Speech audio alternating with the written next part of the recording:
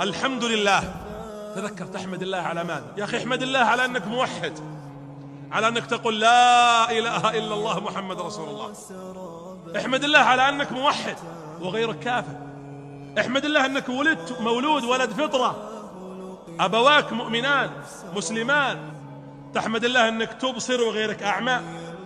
تحمد الله أن غيرك يدفع على عربة مشلولا وأن تمشي على رجليك.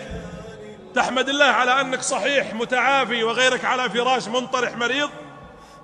تحمد الله على أن عندك أطفال وذرية وغيرك عقيم.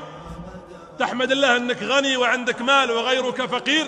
وإن تعدوا نعمة الله لا تحصوها.